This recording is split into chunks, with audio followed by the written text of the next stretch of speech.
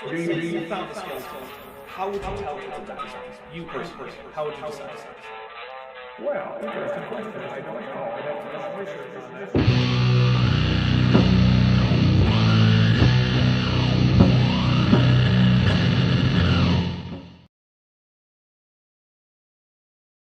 Hello, everybody.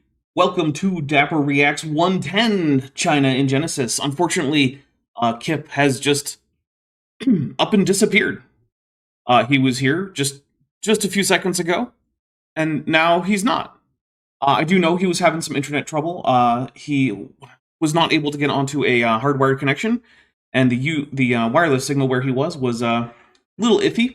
So hopefully he'll be back. He seems to be working on it, so I'm sure he'll be back eventually. In the meantime, here's the thing. So we are here primarily to take a look at Bodhi Hodge's book about the Tower of Babel, and yes, we do have a super chat goal. I will be explaining that.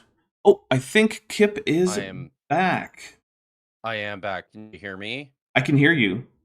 Although you're no longer centered where you were, so now you're off center. No. Yep, it's okay. I'll fix it. Don't worry about it. I'm off centered.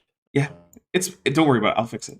So my stupid hardwire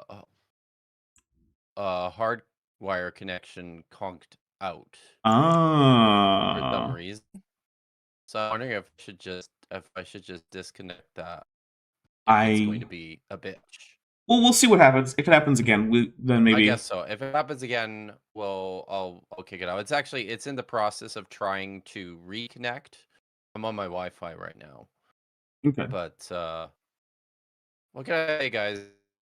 I'd like to say Canadian internet, but I don't know. Maybe it's just me.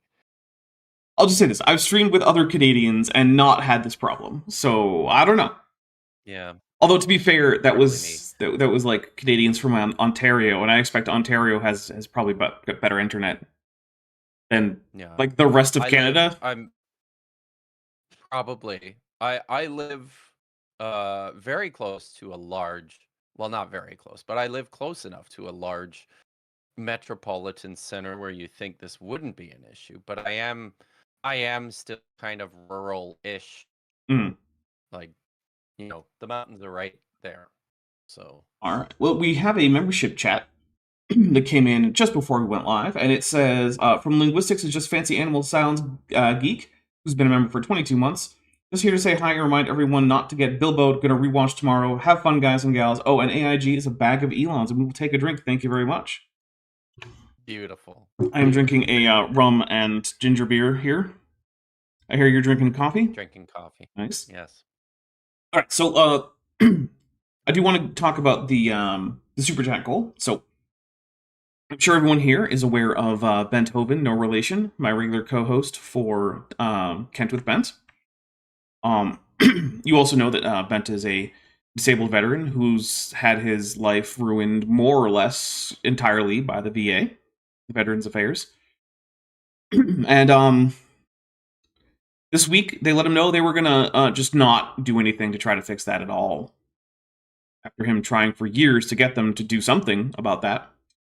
Yeah, so this week they were just like, nah, we just don't want to.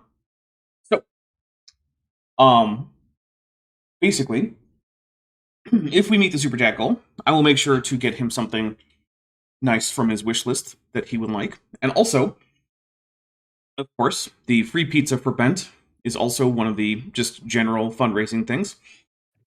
So we have a couple chances to help Bent out, not in a long-term sense, but at least help turn February slightly around for him. I did already get him a couple things, just, I don't know, so he has a few extra happy brain chemicals going on. But, if you guys want to help, get him something. And of course, there's also, his wish list is just linked in the description. If you're like, I don't want to help with the group goal because that seems expensive or something, just go to his wish list. He's got multiple things for under $5. Just buy one of them. That would be appreciated too. So, Kip, do you have anything important that you need to talk about before we dive into the conclusions that Bodhi has reached so far about things like the Jebusites and the Girgashites and so on, and the antiquity of the Jews? The antiquity of the Jews, yes. A couple things, though, yes. Oh, Well, first of all, I'd like to point out that uh, I am wearing today my 17th toque. I inventoried them last week. I moved my stuff, and in the process, I counted my toques, and this is number 17. I don't know if that's excessive, but I like it. So this was sent to me by one of my patrons this last week, which was super cool. Oh, and she sent a card. I should read. I'll read some of this. She says that she often makes hats and gives them away. And then when I saw this glorious, funky, variegated yarn, well, I decided that you needed a burning purple toque. So now, is it in fact burning, there we or go. is it just purple? Let's be honest here. It's just purple, Uh-huh. but I I can appreciate it, and she did ask me specifically to wear it today, and to troll as best I Excellent. can any Ammonites out there. So that's one. I did want to say something else though, because I had like this last week, I've had an interesting week, and I've been a guest on. I've made guest appearances on a number of different YouTube channels and podcasts this last week. I read some excerpts from my forthcoming book on the Canadian atheist, so I encourage people to check that out. And I'm happy to report that I am plugging along in chapter 16 of 17. So there's only two more to go, and I'll be able to get this thing edited and available for pre-order here pretty quick. So I'm excited about that. But I felt compelled to say some things here because, and I'm not gonna name any names or draw any attention, but I spent some time over the last number of days on some larger platforms, and it's rather a shocking experience sometimes to be in some of these other places and to see the kind of interaction that takes place in the chat box.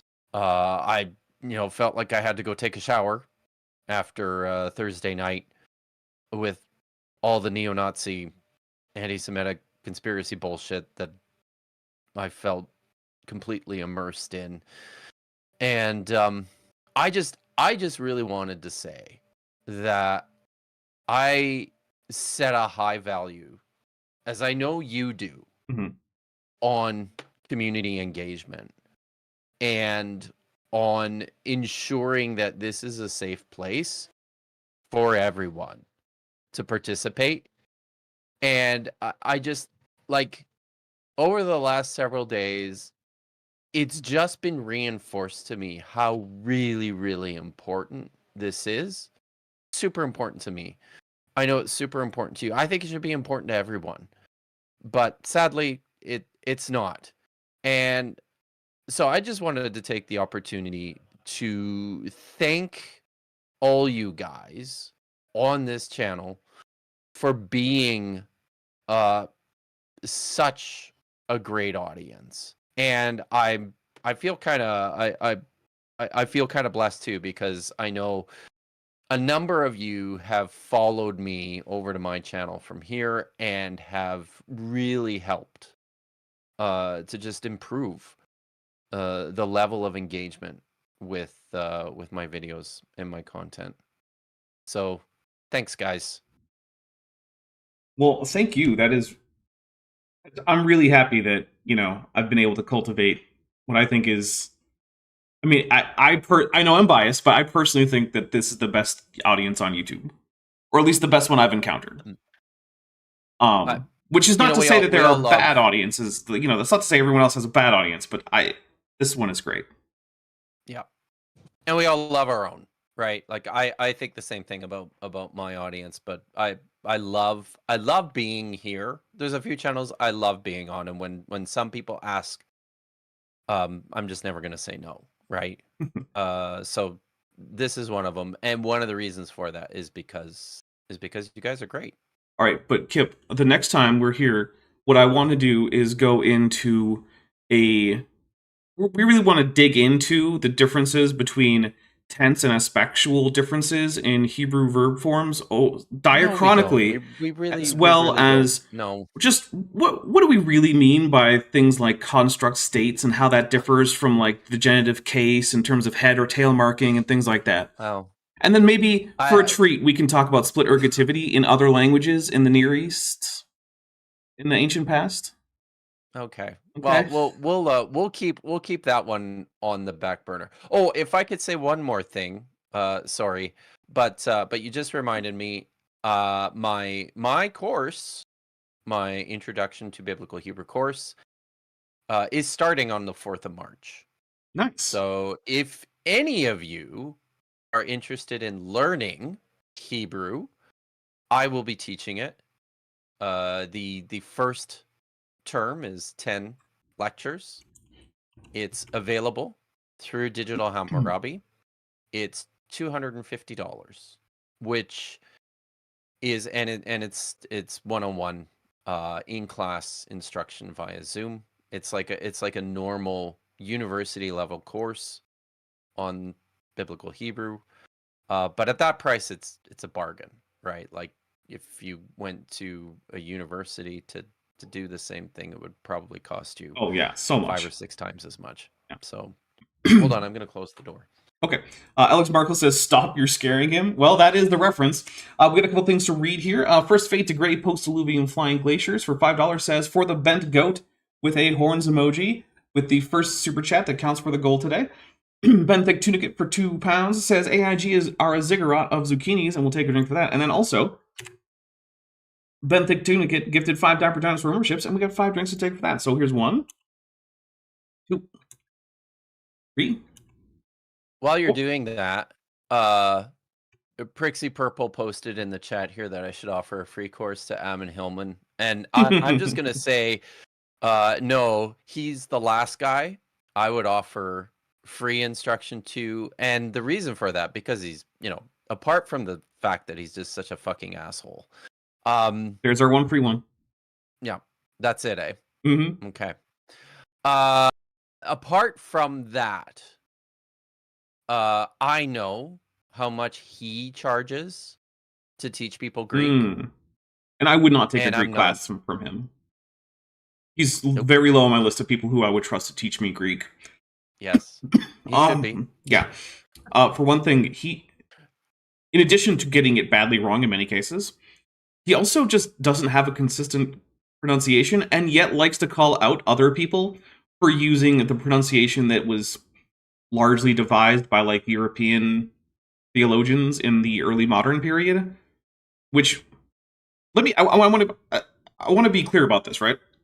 That is not a pronunciation that was ever used in the ancient past for Greek, but it was also never supposed to be. It was a way to easily and unambiguously pronounce Greek so that anyone listening to it could easily reconstruct what that written Greek would look like, and then be able to go back and forth between those two easily. It was always a pedagogical tool. It was never a reconstruction, which means that anytime you're like, haha, no one ever talked like that, you're completely missing the point. It's just like making fun of Egyptologists for inserting an E vowel between consonants because they don't know what any of the vowels normally would have been. Yeah, the Egyptologists are aware that that's not how Egyptian was ever pronounced. They don't care. That's not what they're trying to do, is reconstruct the pronunciation. So, yeah, that's... And don't get me wrong, right? Like, as someone who appreciates both ancient and modern Greek pronunciation, that, like, sort of Protestant seminarian pronunciation, it grates on me a little bit. But I'm not going to make fun of someone for using a pedagogical pronunciation that is, to be honest, fairly effective at getting you to remember which words are which. because Yeah. turns out that Greek became way more ambiguous in terms of its script. By Koine Greek, a lot of sounds had merged, and if you wanted to pronounce it that way, it would be harder to learn. All right, Benthic Tunicate for £5 says Tunicate with a smiley face, and Why does he have like a double point and an underscore in front of tunicate? because sometimes when you try to use an emoji, a channel emoji over the phone, YouTube is just like, okay. nah, we're not going to display the emoji. We're just going to display like the actual characters that the emoji is encoded using. So, yeah. Got it. All right. So now that we have talked about Amon Hillman, which isn't his real name David? David A.C. Hillman, yes. Okay. You know what? How the heck we got to Amon is a different thing for a different is time. Apparently, legitimately his middle name. One of them. Oh. So that's all right. Well, that's in what that it case, says. sure. I mean, if that's sure. Of course, here's the other thing. I want to give you a hint. My real name isn't Dapper Dinosaur. So, like, I can't... Oh, guys, my real name isn't Kip. So, yeah, I'm not going to complain too much about that one. It is a little weird, and it does seem like he's trying to just put on airs of fanciness. But whatever.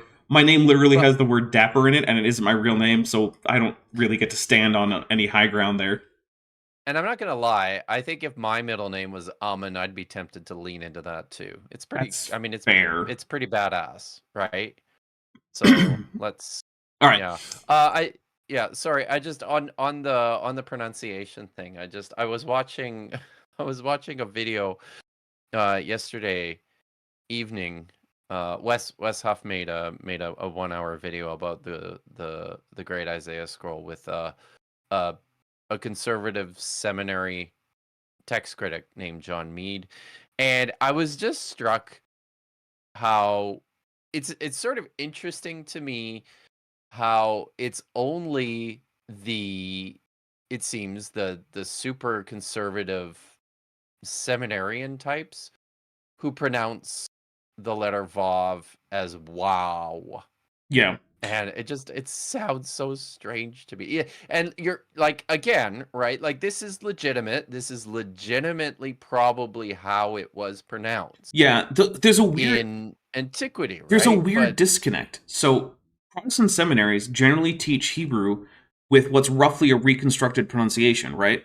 So they'll tell people, like, Sade, that's always a tss sound. You're never going to reduce that to a tss sound like sometimes happens in modern Hebrew. Like, ayin, you better pronounce that voiced pharyngeal fricative. Like, that's a sound. That does happen. Vav, no, we're going with a wow, like it probably was in, like, Proto-Semitic or Proto-West Semitic.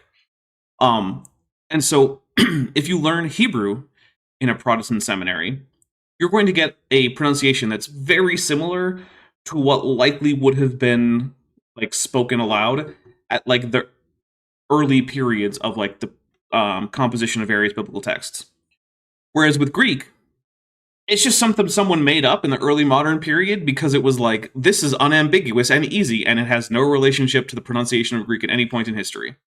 Well, not any, but, like, you went with, like, the easiest version of every set of the phonology from different time periods. Like, oh, you know, we're not going to use, like, an aspirant versus len distinction. We're going to, you know, aspirated. We're going to go with, like, fricatives versus stops.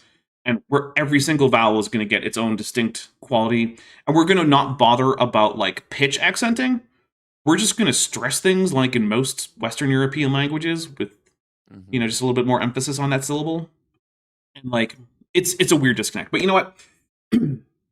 Not technically here nor there, because your pronunciation of ancient languages does not change what they mean or how good you are at translating them into a modern language. But let's talk about someone who doesn't know any ancient languages, even a little bit, which is Bodhi Hodge. Yes. So, I will start with conclusions, and then, Kip, you can go on to excerpts. All right. So, although Josephus' work is not infallible, it does confirm biblical accuracy, which, no. Okay. So, this is like saying... I know that word. This is like saying, although Dapper's accounting of the cultural traditions of Trekkies is not infallible, it confirms the literal historicity of Star Trek: The Original Series. No, it doesn't. That's not how anything works. Josephus's. What do you think? And now what do you think that Bodhi thinks Josephus was doing? I think that Bodhi thinks that what Josephus was doing is going through some kind of historical archive that the Jews had that in some way was substantiated somehow. All and then those writing it original down. Text from Moses and Noah. Well, the thing is, he thinks we have original text from Moses. He thinks that Moses wrote all those / edited texts from Noah and Adam. Yeah. Mm-hmm. Yeah. And Josephus just. I think that somehow Bodhi has got it into his brain that if the Jews believed it, then it must be true, unless it's, say, the Jews rejecting the messiahship of Jesus. Then it's not true. Don't worry about that. Right. So outside of what the Jews of the first century might have thought about, say, Jesus, we're going to set that aside. But the rest of what they thought just happens to be true. So in all those places where Josephus is clearly drawing from, some of this stuff I think he's just making up too, right? There's clearly some things in antiquities where he is just inserting his own interpretive glosses, right? To this is what I think in the biblical text. But there's a few places where he's clearly pulling some stuff from Manetho, in his retelling of some of the Exodus stuff, or he's clearly looking at something like I think it's Xenophon, when talking about the Babylonian. Or I should say the Persian invasion of Babylon. Mm-hmm. So I wonder if Bodhi thinks that when he's doing that, when these things, I wonder if he thinks these are part of that. No, I just figured it out. That broad Jewish archive. I figured it out. Yes. See, we're under the assumption that Bodhi is citing the Antiquities of the Jews, the text that most people are familiar with. But what if actually he has access to a secret, different text called the Antiquity of Jews by Josephus, in which Josephus cites all of his impeccable sources? That's the one. That could be it. Clearly, I think that. We just don't have access to that particular text, the Antiquity of the Jews. All right, we got a few. We should move on to a new sentence. Well, we have a few super chats first. Okay. Let's see. Ben Thick Tunicate for £5 says, "Have a drink on me, good sirs, with a Ghidorah, Mothra, and Godzilla, and an AIG's a bag of dicks." So take a drink, thank you. Zero Loan for $5 says, "Wait, you mean statements don't become facts because I like them? I have to learn history and Klingon?" Yes, I am saying that. It's actually on my the server that I'm using to keep track of game stuff for my Top Hats Off actual plays. I just added a new text and voice channel for people who wish to learn Klingon, and Zerolon won the first translation challenge. Yep. He managed to translate the sentence as "bad luck, the planet has exploded." And I said, you might want to go with "unfortunately, the planet has exploded," but yes, that is what it means. So, there you go. All right. Jasper Stroopdorp the Mighty for €6 says, "Wes Huff has mastered pre-Yiddish pronunciation." Can you confirm this? Has Wes Huff mastered pre-Yiddish? I believe so. Okay. Well, it's the best explanation for some of the rather stunning errors he made in his presentation from yesterday. So yeah, I think that's well, there you go. That's as good an explanation as any. Mark Rose for $1.99 says, "AIG is a platter of guo li zhuang fare," which I don't know if I get that one. I don't, but I'm gonna take a drink for it, because you know what? I know what you're going for. I don't have to recognize exactly all the references. Ben Thick Tunicate for £2 says, "Skidsid de Calfo Gab Eragia," which of course is just AIG, our bag of dicks. Beautiful. Yeah. Oh, sorry, flaccid. I forgot the flaccid. Mm-mm. Den Metageeky Platypus Warlock for $5 says, I'm confused. Which Josephus are we discussing here? The Deli Manager, the Ace of Space, inventor of the Oxygen Destroyer with the Godzilla emoji, which I'll take a drink for. I know this is actually the first century Jewish historian, in case you're not familiar. Yeah. I know that he didn't introduce Josephus in this paragraph, which is weird, and he definitely should have, because you're supposed to introduce Josephus every single time. But, you know, Bodhi got lazy. This is strange, right? Yeah, because he usually introduces him every single time. Yes. Pillowpunk Half Dog Half Canine for $5 says, my sources, don't worry about it. You wouldn't know them. They go to another school. In Canada. Yes, obviously. Oh. You know, despite the fact that I grew up a literal train ride from Montreal, I never heard anyone actually add on the from Canada part when I was, you know, like coming up. It was just my girlfriend's at another school. Yeah, even though, like, literally, I did it more than once. I hopped on a train. We stopped once for customs, and then we stopped again in Montreal. And I was in Montreal. And hanging out in Montreal. That's a good place to hang out. Yeah, I enjoyed it. It was a little cold for my taste, but still. I had a lot of fun there. Well, yeah, but had good food. There was some cool, Canadians aren't dinosaurs. Cool shops, cool museums. I at one point we went to Le Musée des Beaux-Arts, and I was the designated, hey, read this sign and tell me what it says. And I got so tired of that. Because I was the only person who had any French at all, and it was like, guys, I took high school French. What do you want from me? Like, yeah, but you speak French. I'm like, kind of. The Bible reveals them as. Oh, sorry. Did you ever make it to QC? No. Nope. How is it? So it's incredible. Quebec City is beautiful, but if you don't know much French,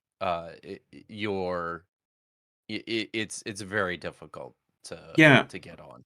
Actually, in Montreal, and they're kind of fanatical about it too. Well, the weird thing is, in Montreal, if you want to practice your French, they sometimes just won't let you, because they'll be like, okay, I hear a little bit of an accent, or you made a mistake. Yeah. I'm just going to switch to English. Suck at this. Yeah. Like, you're making my ears bleed. I remember one time. Shut up. A friend of mine went to just order a pizza, and he did it in halting but okay French, and the person taking his order just immediately switched to English. Just immediately. I was like, Yes. All right. Yes. The Bible reveals them, Canaan's son. Oh, sorry. Take particular notice of the names of Canaan's sons. The Bible reveals them as people groups such as Jebusites, Sinites, Girgashites, and so on. Josephus, by the way, the first century Jewish historian, in case you're not aware. If you forgot, right. Since the last sentence. Yeah. Yes. Gives the specific names of Canaan's sons, such as Jebusius. I'm going to go with Jebusius, is what I'm going to go with. Girgasus, Cineas, and so on. These are fascinating confirmations of the Bible's teachings, which, no, again, they're not. This sentence doesn't mean... These sentences don't mean anything. Literally. They don't... All he's saying is Josephus transliterated the Hebrew into Greek because he was writing in Greek. Therefore, yeah, Bible confirmed. Yeah. Although, interestingly enough, we're also getting the Latin transliteration of the Greek transliteration, if you notice. Right, yes. Which is also weird, because yes, it is. A quick way to tell is if it's US, that's going to be Latin. If it's OS, that's going to be Greek, is like the rule of thumb that you can use. Because turns out Latin and Greek are related languages, and they have a lot in common, including similarity in case endings. So, let's see. Flavius Josephus, the first century Jewish historian, with their 5th super chat on the channel, for $10, says, sorry, Kip, I already know the Hebrew, so your course might not be of any use, but instead, here's a drink and an explicit word token. AIG is a sack of loins. Take a drink for that. Very good. All right. But are those loins girded? There's the real question. Because remember, it is important to gird one's loins. That's very true. Well, at least when you're going to be doing some kind of like exertion that requires leg mobility. I guess everyday life, you don't always need to gird your loins.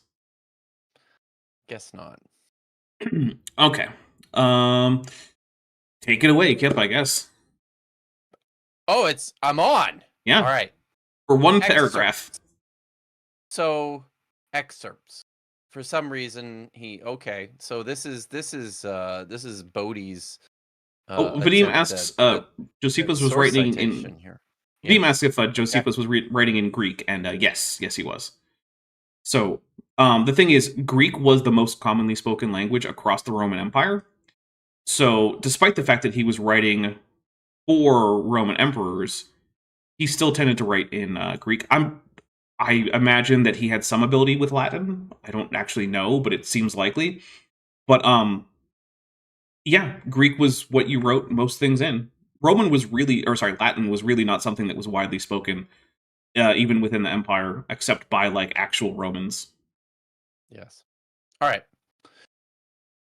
The following are excerpts from Josephus's Antiquity of the Jews, which is this phenomenally important book about how old Jewish people are. Are. It turns out that they're all 80 plus. And you might think that like, oh well, my friends had a bris or like a bar mitzvah or bat mitzvah or something. Those are just illusions to trick the Gentiles into thinking that Jews reproduce normally. Instead, they simply emerge fully formed from the ground at 80 years old, and that's how Jewish reproduction works. It's kind of like the Uruk-hai in Lord of the Rings. That correct. Yep. Yes. I get in trouble whenever I talk about Lord of the Rings, so I'm leaving that. Okay. As translated by William Whiston and adapted in the online Bible. Great. Just for the record, Whiston's translation has to be at this point, I think, like 130 years old. Well, that's why he had access to it, because it's public domain now, so he doesn't have to pay for it. Exactly. So the names of Noah's grandsons are numbered, and his great-grandsons have a letter associated with their father's number, and so on. I don't know what he's getting at here. I think it's also just that Josephus had an organizational pattern, which, good for him. I appreciate that. I don't think that's Josephus's organization pattern. I'm thinking that might be Whiston's. Okay, but Bodhi can't tell the difference, so no. I have to go check. I actually don't have those volumes of antiquities in. Well, it wouldn't matter because you need the volume of antiquity. No.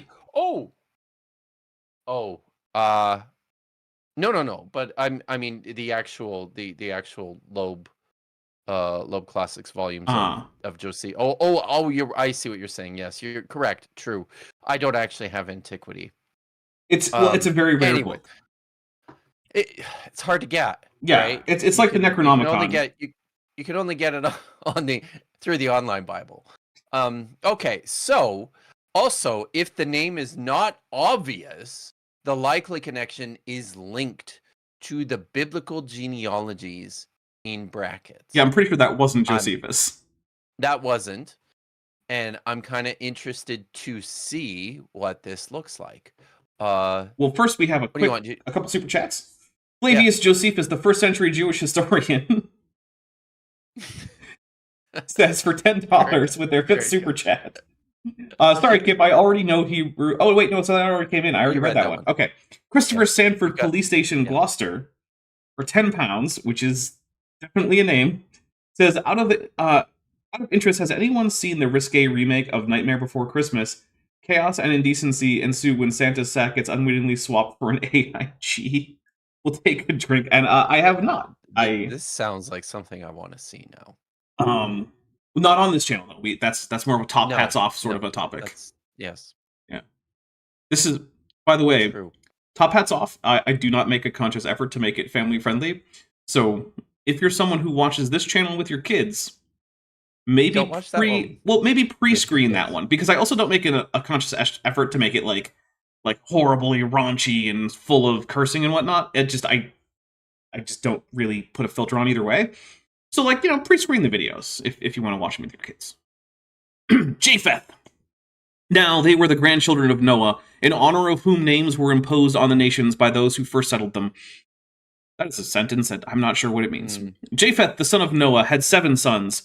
They are inhabited so that beginning at the mountains Taurus and Amanus, they proceed along Asia as far as the river Tanais, I don't know, and along Europe to Cadiz, or Cadiz, if we want to be all, like Iberian about it, and settling themselves on the lands which they came upon, which none had inhabited before they were called nations by their own names, and then we get the numbers, and my goodness, this really does read like something that was written 150 years ago. That is... Yes, it sure does. Anyone who would translate like this now, I think, would be fired.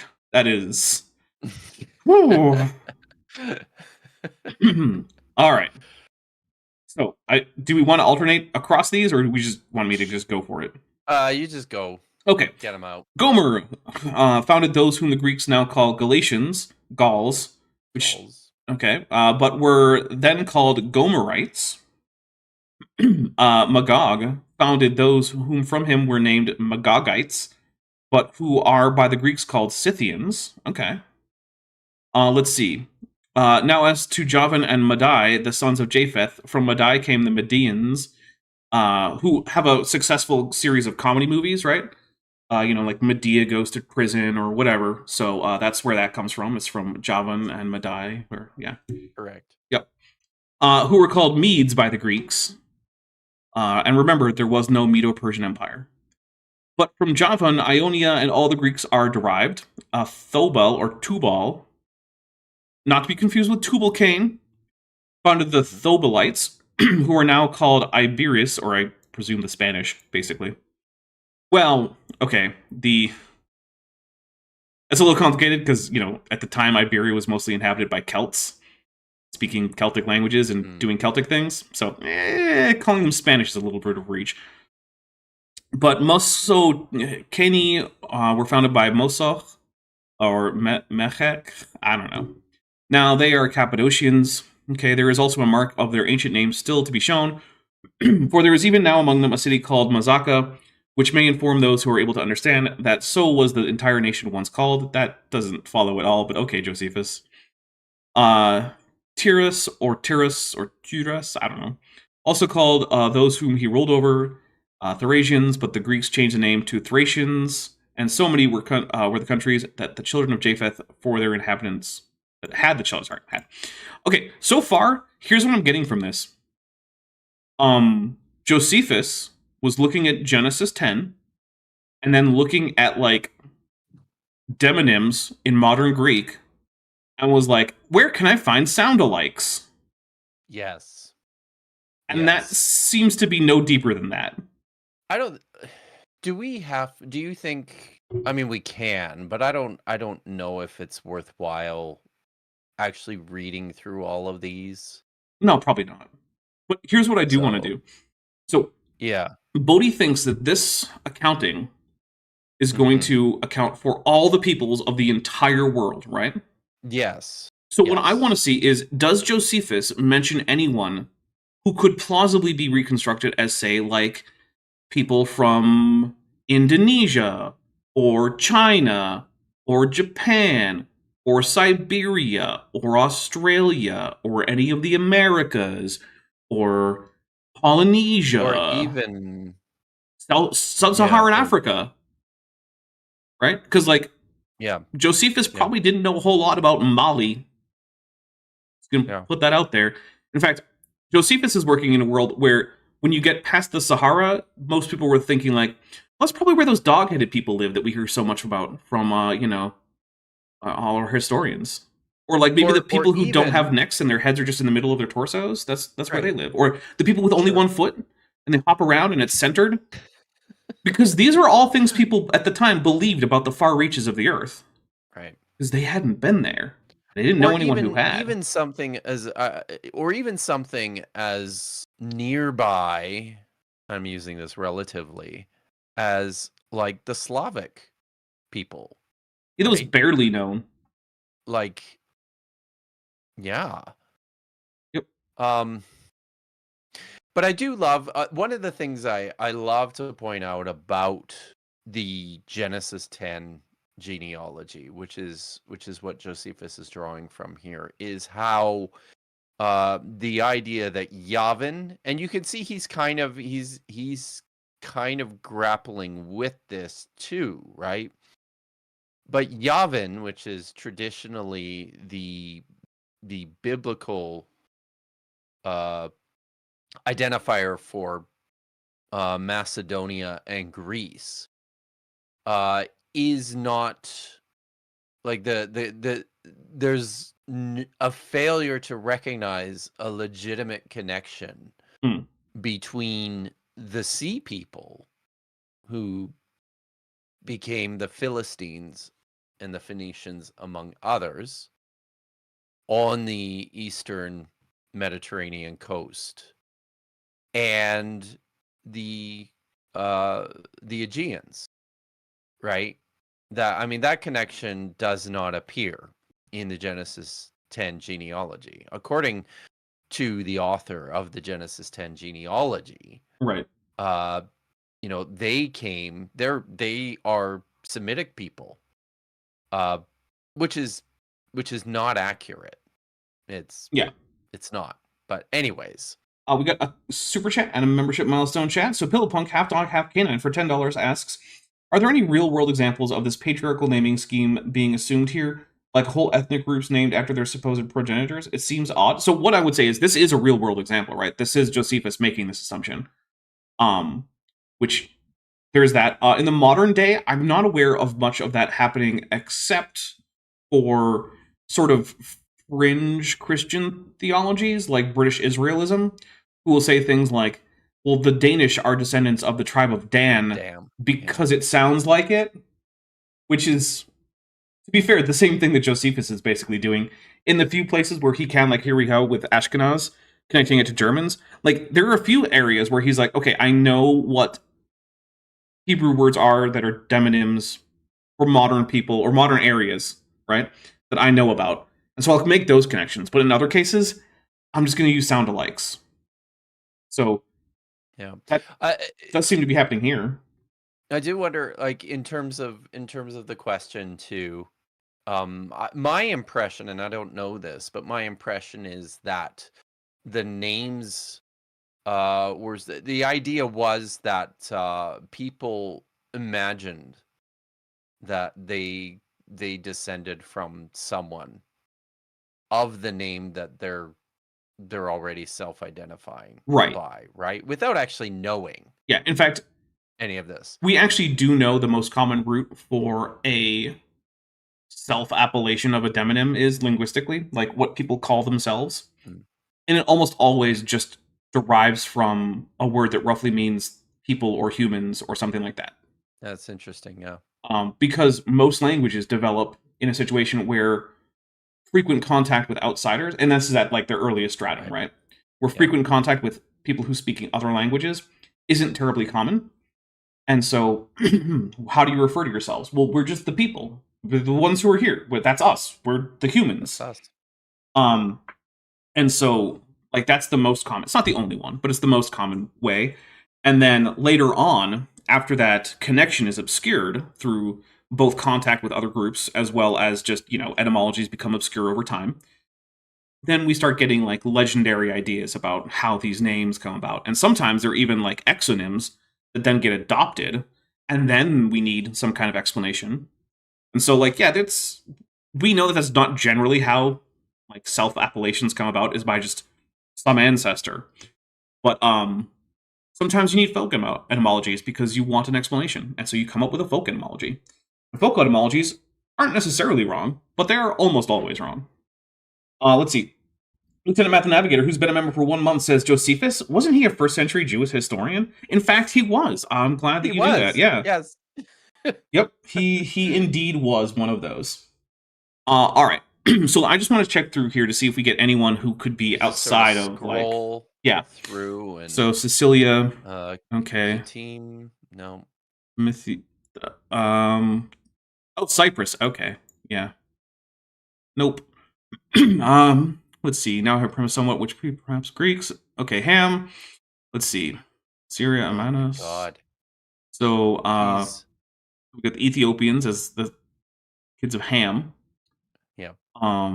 So one of the things that I find interesting here is the Table of Nations, and I know we've made this point before, right? But the Table of Nations really heavily focuses on like the Eastern Mediterranean. And you get it's basically entirely full of people who are either in like North Africa, Canaan, Mesopotamia, Anatolia, and maybe around the Black Sea, right? Like that's where it's focused. And all the people that we can identify are from those areas. And the thing that is weird for me, for Bodhi trying to figure this out, right, is because he's earlier said that he thinks that the 70 nations in the Table of Nations represent 70 language families that were sent out. But what we're getting from this is that virtually all of them either speak an Indo-European language or an Afro-Asiatic language, and among all that, it's still like majority West Semitic, right? Like, that seems like a problem for Bodhi's model that, like, well, one of these actually was like, Proto-Athabascan, which is a language family to which, like, Navajo belongs. And like, well, this right here, this is the ancestors of the Japonic speakers, and this is the ones who were the original speakers of like Proto-Sino-Tibetan.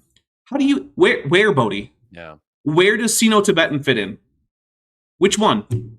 Was it Put, the founder of Libya, who just happened to speak Proto-Chinese, and then that language disappeared except in China, whereas other like who here?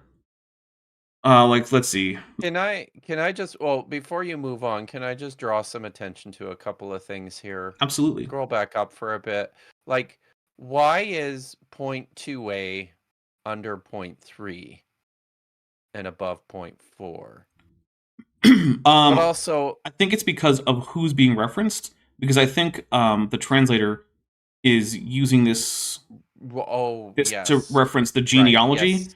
And Correct. Got it. Yeah, Josephus is not always going in the most. That, okay.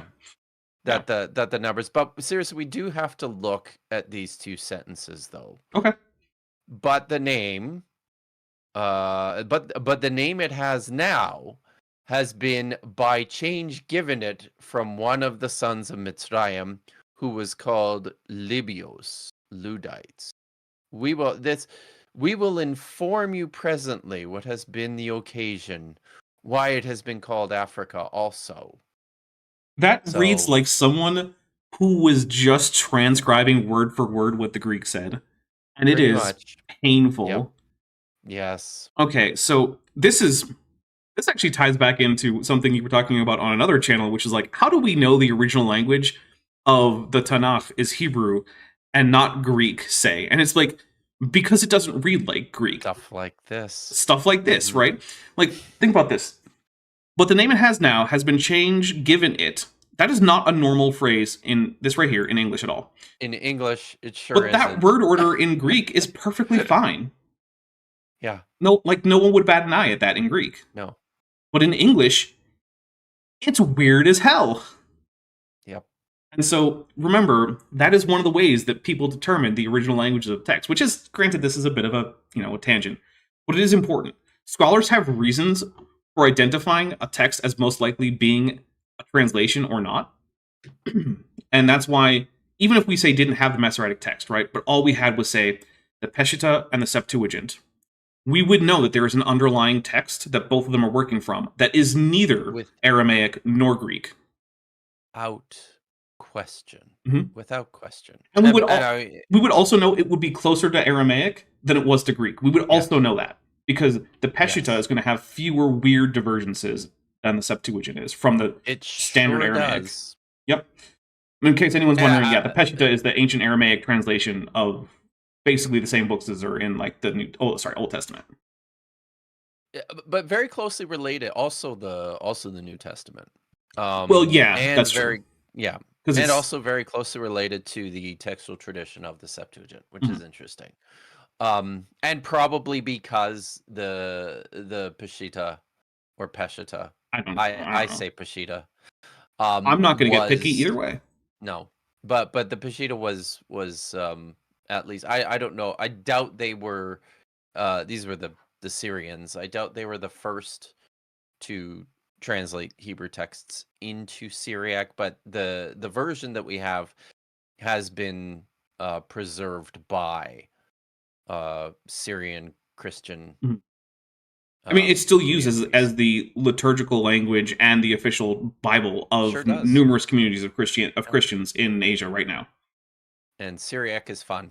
Yep. So Also Aramaic, which has Syriac as a dialect of basically, Aramaic. Syriac is I mean, Syriac is very, it's very, very close. Like so close Yeah. that it's almost basically just Aramaic with a very, very cool script. That was the point I was going to make. Or- Is Aramaic has too many Yeah, alphabets, and I hate Yes. that. Yes. It's like, you want to be a scholar who learns Aramaic? Well, here's like 4 different alphabets. Good luck. Yes. It's like, damn it. So, although interestingly, there are inscriptions in Nabatean ruins that are written in Aramaic scripts, but that actually encode pre-7th century versions of Arabic.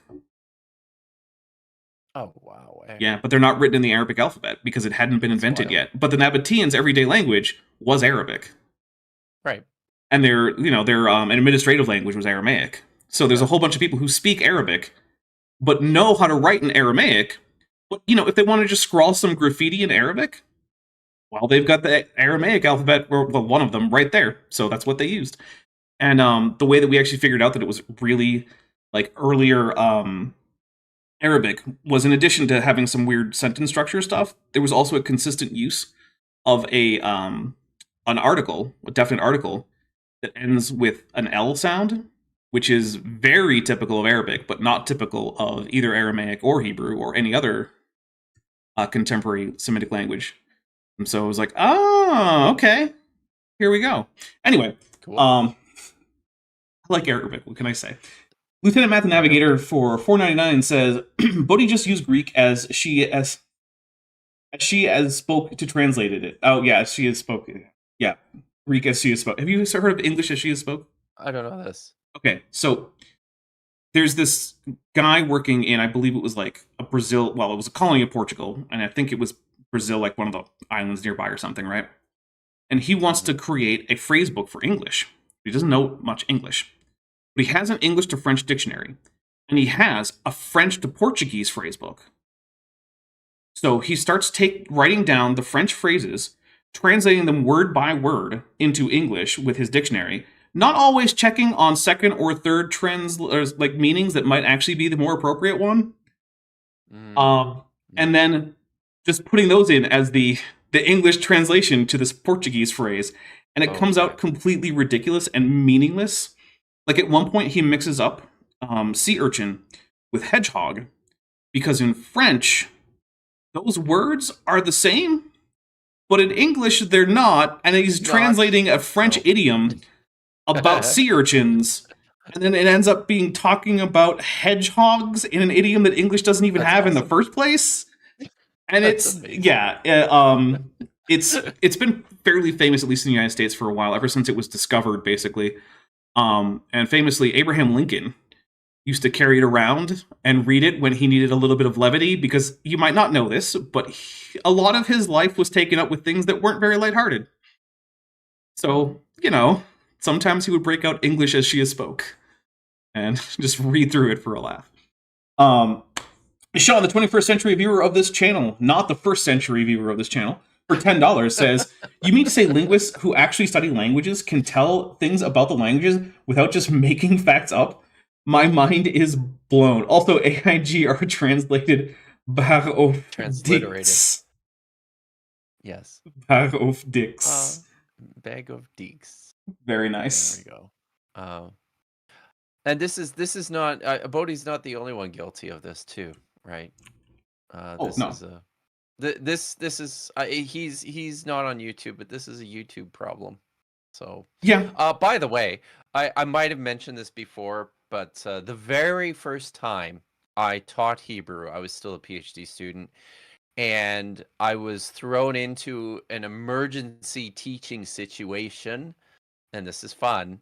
The very first time I taught Hebrew, it was to 4 Korean students studying at the seminary next door to the university where I was working, and whose second language was English and not especially strong. Ooh, that. So I was teaching Hebrew in English to South Korean seminarians, and Wow. the textbook that I was using, they were using the Korean translation Oh no. of. Oh no. Oh, and by the way, so in case First time that's just ever teaching the language. baptism by fire right there. Oh hell yeah! So in case anyone is curious, also, somewhat coincidentally, a lot of the grammatical categories and basic like structuring of the language between Semitic languages and like Indo-European languages in Europe are actually kind of similar, and it really is just a coincidence, right? Like they both have basically the same system for assigning arguments to verbs. They both, even in some cases, have some similar cases that nouns can take.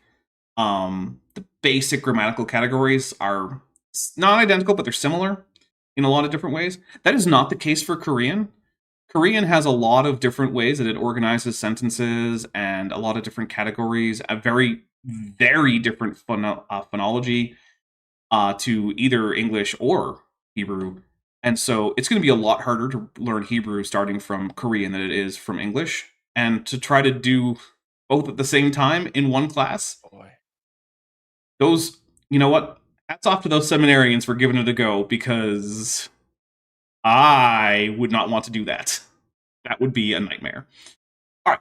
But having said that, and you can scroll and look at some things while I say this. Having said that, as hard as that was, as difficult as it was, when it came time for the final exam, they were very.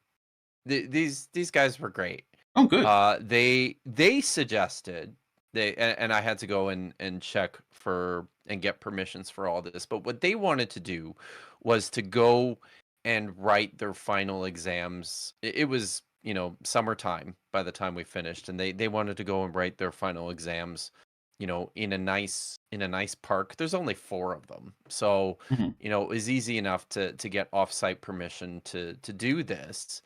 And they brought their entire families with them. So there was like 80 Korean people at the park, but then they all cooked. Ooh, and nice. I do like some Korean food. They sat down, they wrote their final exams, I invigilated, and they all invited me over to hang out with their very lovely gigantic families and to eat all the unbelievable homemade Korean barbecue that they sounds so spit nice. out. It was a delight. Korean barbecue is one of my favorites. And they all got A's. Good. Go figure. How did that happen? I just want to point this one out. I love that one of the people groups here is the Evilians. It's like, it's got really big, like, are we the baddies vibes? And I know. I bet English wasn't Bodhi a thing. Picked up on that.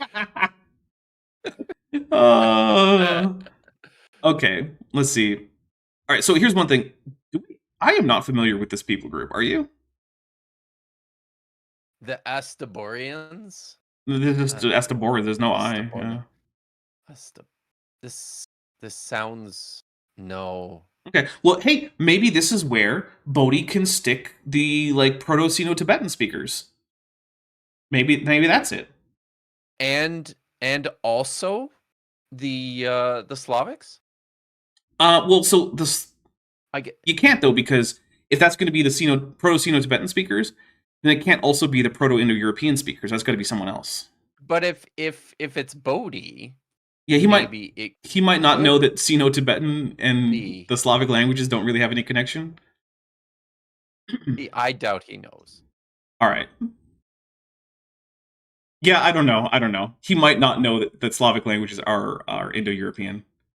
despite being some of the most grammatically conservative Indo-European languages that could have ever existed, right? Like, their grammar varies from like Proto-Indo-European in very minor ways overall compared to, say, like English or French or something. Josh Geese for $5 says, "Towards something for Bent." Thank you very much. That is the 13th super chat. And don't worry, Bent is. I'm making sure Bent's okay to the maximum extent possible. So even if we don't make them the goal, don't worry. Let's see. Ragmas, but Rama, definitely worry. So these Judeans, Western Ethiopians, Judadians. Oh, Judadians. Oh, that's a good point. Yeah. Yeah. Okay. Yeah. Let's see. Nimrod. Nimrod. Tyrannized. Yep. Is Phyllis? Okay, look. It's just seriously like, yeah. Yeah. This is filler. Like, yeah, he's just reproducing the text from his translation. There's no attempt to synthesize anything. Brief commentary on the map of Mizraim. Okay, well, this is the map, which is super low contrast. So, Bodhi, what do you? I can barely make any of this out. I guess this is the modern borders, roughly, of Iraq. I guess, and like there's Egypt, and there's like, Canaan. Yeah. Okay. So, but is this the triangle? This is where the Tower of Babel is, right? Yeah, that's what we're dealing with here. Even though, well, yeah, no, that's fair. Okay, so let's see. Kaluhites are the Philistines. Okay, well, that doesn't work with his idea of everyone gets their own, or I guess it does because this is a different one of the 70. Okay. Kesloim.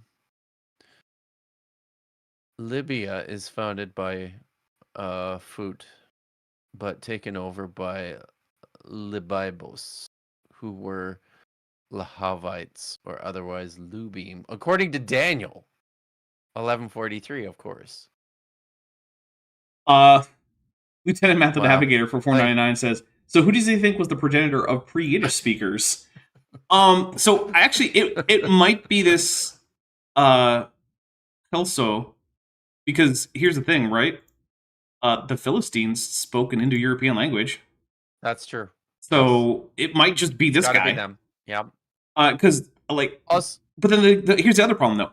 A number of the other people he's already mentioned were also people who spoke Indo-European languages, right? Like he's mentioned a whole bunch of people, like the Scythians and the Carthaginians, not the Carthaginians, but he mentioned like the Colossians or something, and the Scythians, and like these are all also Proto-Indo-European speaking peoples who don't have the same supposed ancestor from these genealogies. So the problem is that every single time we dig into it and say, okay, your model is 70 nations, each one gets a different language family. Maybe some of them are like two language families that we don't know are connected, but that actually are historically, and we just haven't been able to recover that linguistically. Okay, sure, fine. Mm-hmm. But it doesn't map onto who actually ends up being called the descendants of these people. Because fundamentally, here's something. In the first century, no one knew anything about linguistics outside of grammatical studies of a language by the speakers of that language. Right? So we get Latin and Greek and Sanskrit grammars written by Latin and Greek and Sanskrit speakers. And there are well-developed traditions of grammarians within these societies.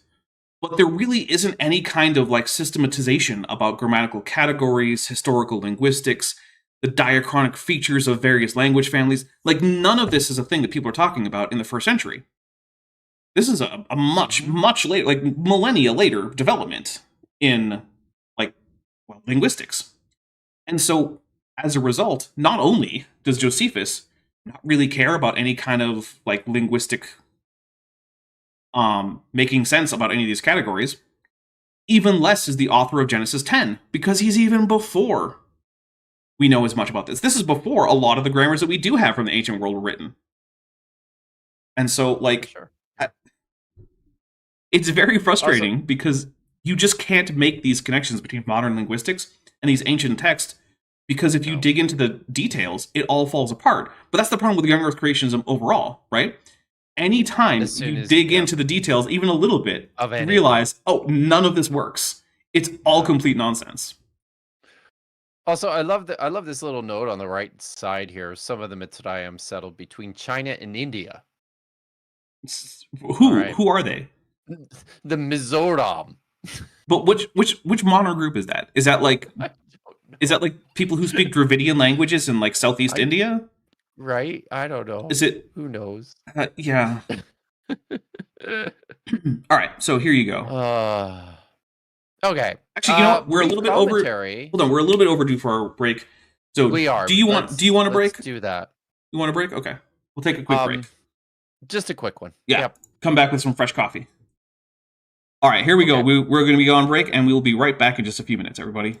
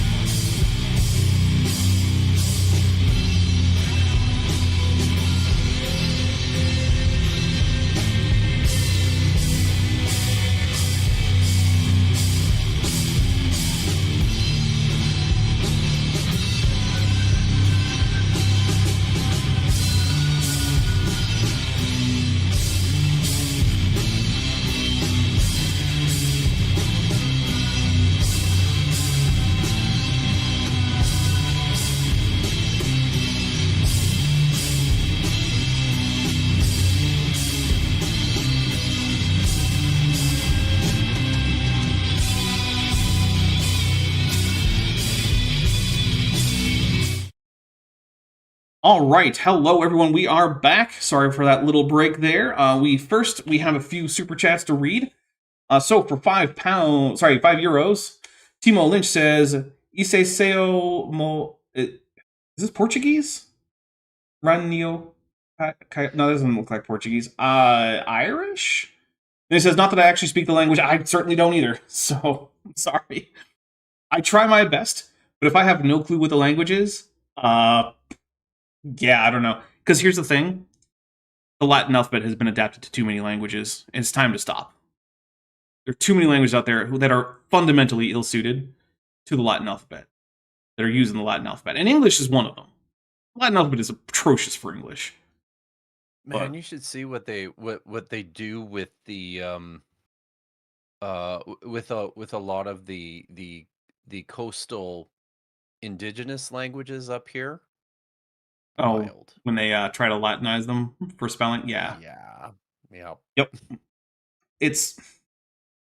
It turns out that Latin had its own distinctive phonology that does not carry across to literally every language on the earth, and we should stop trying to make it do that. Yeah, there's a reason that linguists, very soon after linguistics became a thing, were like, okay, we can't just keep creating ad hoc Latinizations for every language and then putting an explanation in the front of every book. We need to come up with a set of symbols that are universal across the discipline, that are what they are. And that's how the International Phonetic Alphabet came about. And you know what? It was a really good invention.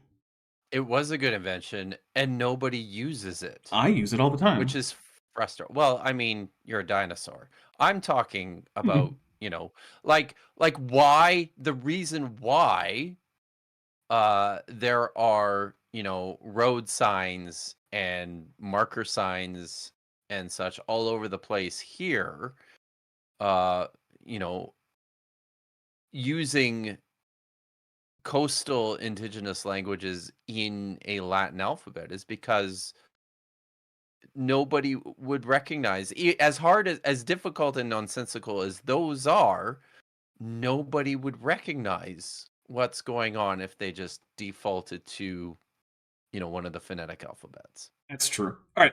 I'm going to take a drink for that Right. thing there because I'm pretty sure it was supposed to be an Answers in Genesis kind of deal.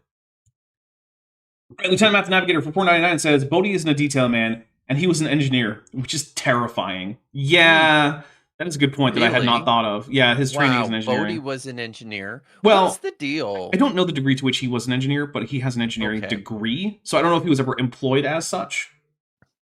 But that feels like a Venn diagram. Yeah, so there's this thing overlap. called the Salem hypothesis. So the original formulation of the Salem hypothesis was any creationist who claims to have scientific training or credentials will end up having engineering credentials or training. Now, that is not technically true, right? Like, you can find PhD creationists. They're out there, and some of them are PhDs in actual scientific fields. So, but what I think it is it's very hard to go through a PhD program in, like, astronomy or nuclear physics or paleontology or just generally geology or biology or anthropology or history or optics or pick a freaking science, doesn't really matter, and come out the other side as a young earth creationist if you actually learn the material. It's not impossible. People have done it, but it's very hard to do.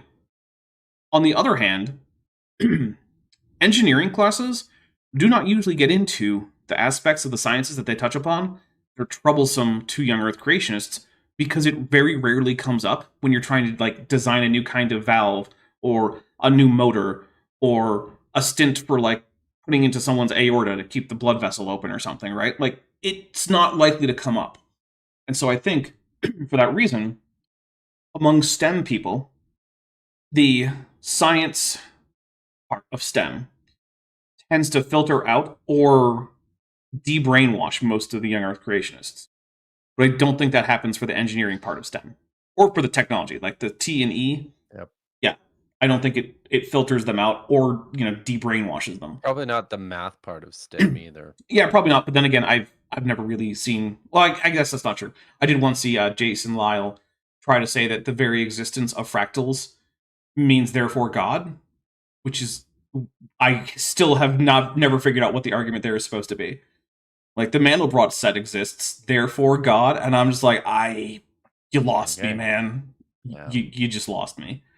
But, now, have I done, like, surveys or experiments on this? No. But it is a noted correlation between engineering and creationism broadly. And also another part of it is engineers tend to think of things in terms of how do I design a solution to the problem, which also might influence them to see design where there isn't actually any design going on, which then predisposes them to the ideas of things like intelligent design and God creating life by design. So there's also that possibility. And I think it might be a combination. And I'm not an expert. I'm not a sociologist. I haven't checked. All right. So my independence journey for $6.66 says, Hail Nero, Daps, and Dr. Kill, and Hail Linguistics. Do the names Indo-European and Afro-Asiatic imply two migration paths that cross each other? So no, not really. Afro-Asiatic is a group of languages that like basically the center is roughly where you find like Egypt or like the Sinai Peninsula, and they spread into North Africa, a little bit south, and then into like Canaan, what's now Iraq, so like Mesopotamia, then farther down into what we now call like the Arabian Peninsula or the Hijaz or whatever you want to call it. And then it spreads a little bit into some of the islands nearby, like Socotra and a few of those other ones. And then the Semitic branch kind of then loops back into northeastern Africa with places like modern Eritrea or Ethiopia or ancient Aksum, things like that. So Indo-Europeans languages seem to sort of spread out from like just north of the Black Sea is what I think right now the most strongly supported idea as to where Indo-European starts. And then that spreads west into Europe and then down into places like Anatolia and what's now the modern Greek islands and peninsulas and whatnot. And then it goes east into places like Persia, modern Afghanistan, India, modern Bangladesh, and also north into like the Russian parts of Russia, because you might not know this, but the Russian Federation has a whole lot of territory where the people there are not Russian. So like the people who are like native to Siberia, those aren't Russians. They don't look like Russians. They don't speak Russian. They're not culturally Russian. They're just not Russians. It's still an empire in a very fundamental way. And also those areas are very weakly colonized by Russians. The Soviets tried, and it turns out that when your attempt to colonize Siberia with Russians is basically putting a bunch of political dissidents who you probably just rather die out into the middle of nowhere with almost no support, they do tend to die, and you also tend to fail at significantly colonizing your eastern holdings. Weird. Anyway, so yeah. Can I just before we move on, can I just point out that Vandy has weighed in here? Oh. And said, I am unaware of any YECs in my field other than maybe Jason Lyle. I guess also Russell Humphrey. Yeah, that's, as far as I know, those are the only people who I would count as physicists who have PhDs. Nope, I think that's... Well, okay. So I guess Danny Faulkner might be a maybe. He's like an astronomer who dips his toes into astrophysics. So like maybe that might be a third, but it's like a second and a half. Okay, so I'm not going to go through the whole big after the break spiel because we've already taken too long. I will say, however, Bent has a wish list and a Patreon, and the goal today is to help get him something. But also, there's a bunch of stuff on that wish list that's like a few bucks.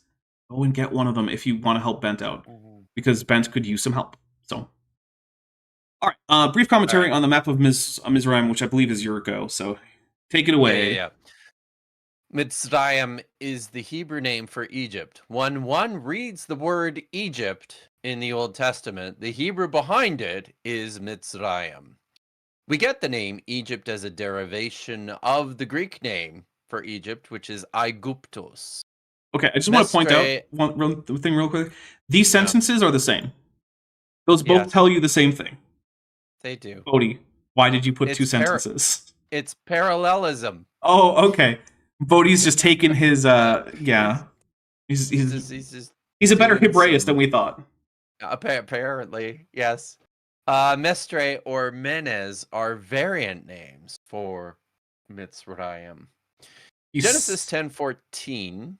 I was going to say, he says without citing anything at all. Yeah, just an assertion. Yeah, and as I said that, I had a question in my head right away, but I don't really feel like digging through this. Genesis 10:14 says, excuse me, and Pathrusim and Kasluhim, from whom came the Philistines and the Caphtorim. One of Mitzrayim's sons was Kasluhim, and Moses points out that the Philistines came through this particular son. That seems like a problem for his linguistics hypothesis. Yes. Yeah, because This is yes. so the idea is supposed to This be is that not what happened. well, one of the problems is like, okay, so Mizraim is supposed to be the guy who gets kicked out of battle, right? So he goes with Yes. his own language family. So what is Yes. it? Because there's an Egyptian language family, which basically only Mhm. contains Egyptian, right? There are other branches of the Afro-Asiatic language family, like that contain like Berber, and there's the Semitic languages. So Yep. that means that Bodhi's initial idea of like the 70 tribes are 70 different groups that have 70 different language families, once again, falls apart the minute you examine this. Because if Mizraim is where we get Egyptian from, then that means that Afro-Asiatic isn't a language family? I don't know. It sure seems like one, because, I've done a little bit of study of more than one language from more than one branch of Afro-Asiatic. Let me tell you, while it's pretty clear that Egyptian isn't a Semitic language, it's also pretty damn clear that there are a lot of connections.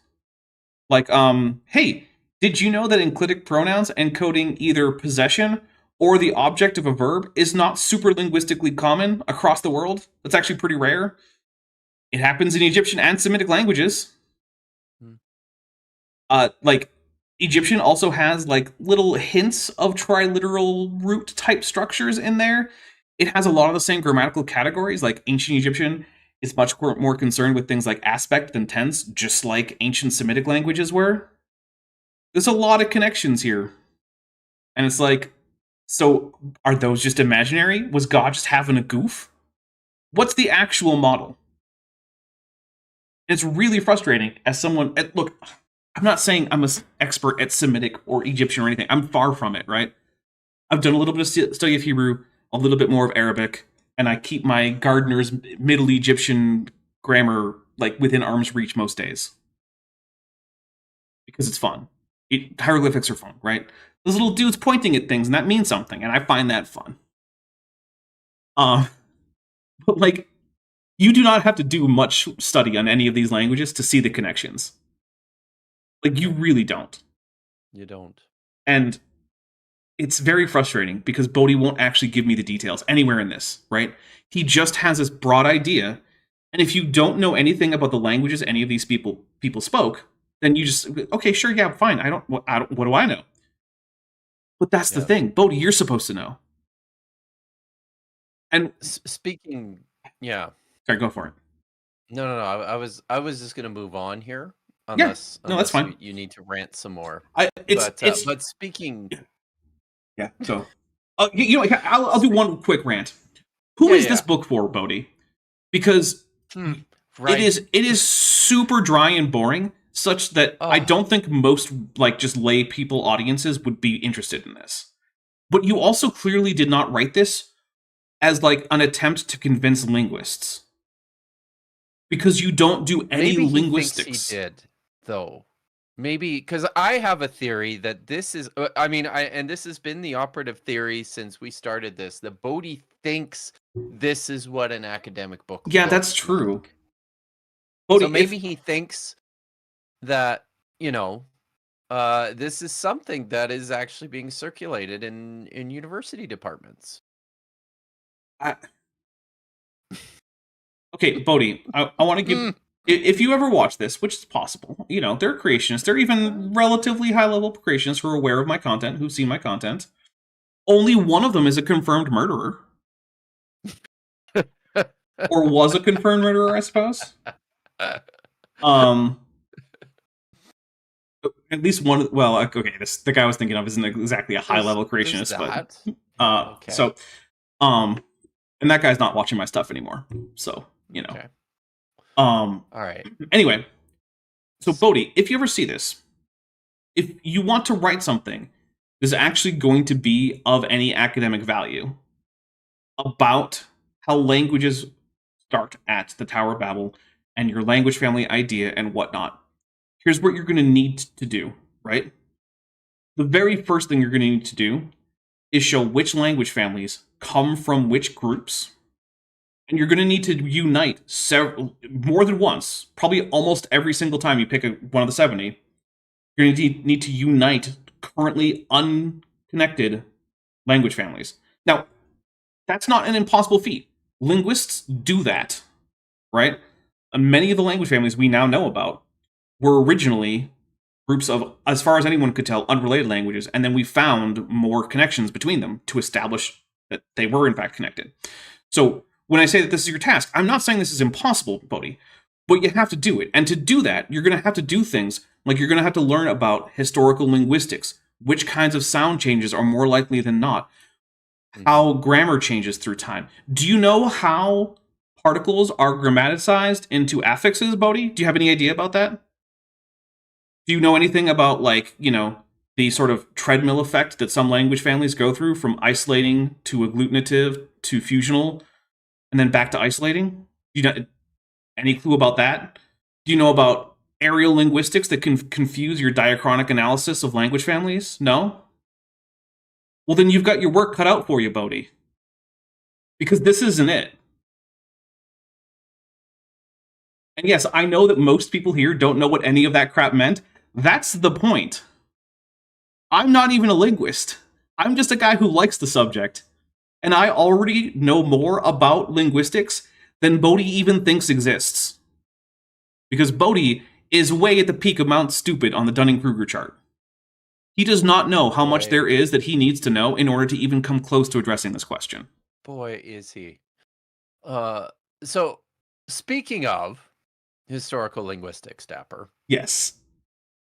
Most historians agree that Foot founded Libya. Is that so? We have a couple super chats. Lieutenant Matt the Navigator for 199 said, the feet of his model are made of clay. Yes. Yes, they are. Yes. Awesome. I love a good biblical illusion.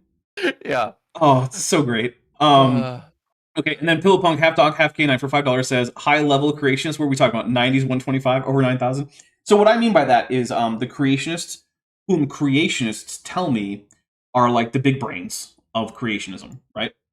So like, when I say, oh, hey, you know, where do I go to get the good creationist astronomy or biology or whatever? And then they'll say things like Jason Lyle, Nathaniel Jeanson, Jonathan Sarfati, things like that, right? You're not likely to hear one of them say like, oh, Donnie Deals, the used car salesman turned apologist who doesn't actually understand anything anyone ever says and just agrees with whatever guest he has on if it sounds like they agree with him broadly. No one's going to say that, right? No one's going to be like, why don't you go to the licensed herbalist ordained Essene Raw Mat? He knows what's up. Even the creationists know that those aren't the guys you're going to turn to, right?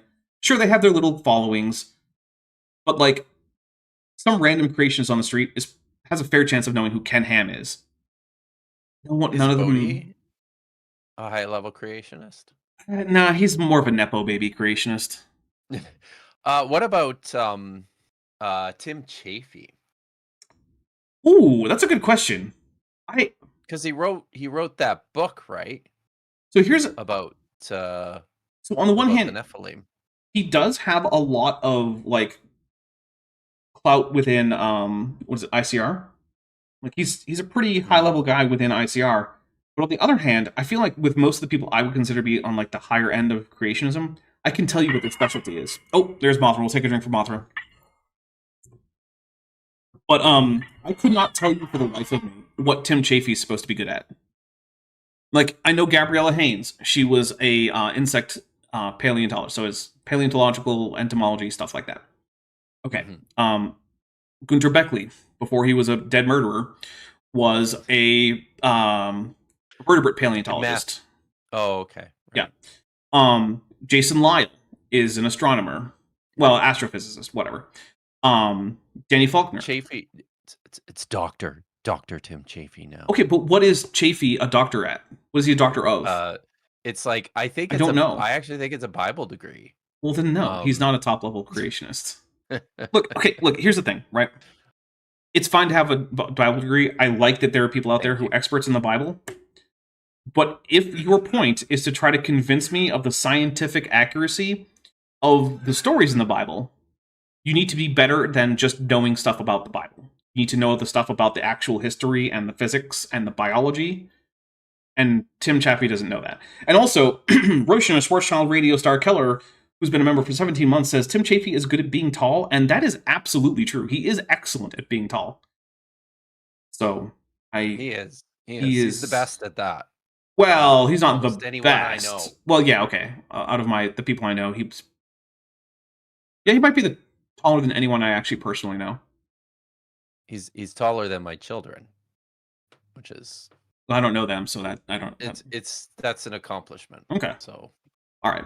All right. So let's just All continue on. Yes. So we're still recovering from that first sentence here, and that first unsourced, unexpanded upon. Yeah. Sentence. Most historians agree that put whatever. Foot founded Libya. Which. All right. You know what that's from, right? The Bible? Well, no, it's not just that, but it's also that like parts of what are now Libya have occasionally been referred to throughout history as put. Right. That's it. That's the whole thing. By people who read the Bible, maybe. In some cases, of course. However, most of the Futites moved west, and some that remained might have commingled with the descendants of Mitzrayim and others since. Josephus gives us a clue here. He points out that one of Mitzrayim's sons, whom he named Libios, correlates with Lehavim or Luvim. That's in Daniel 11:43, 2 Chronicles 12:3, 16:8, Nahum 3:9, and Acts 2:10. Go back though to the footnotes because the footnotes, sorry.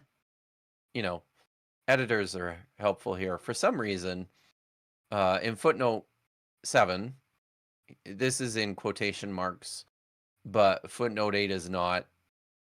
And footnote 7 has an opening quotation mark, but no closed quotation mark. You know what that means? And it means that the entire rest of this book is quoted from someone, and we just don't know who. We just have no idea. Yeah. Bodhi didn't actually write the rest of this. It's all someone else. No, it's someone else. Okay. At least it's better than having an open parenthesis that you never close, and then for the entire rest of your life, everything you say is just commentary on that one sentence. And it very quickly stops making sense in that context. Yeah. So always close your parentheses, everybody. It's very important. Do it. It's important. All right. So Nahum, Acts, all these. We're looking. Okay. I don't think I can look at these maps. The lines are so faint. Can anyone even make out the lines on this map through the YouTube compression? Because I can barely make them out in like the actual PDF. That's an interesting question.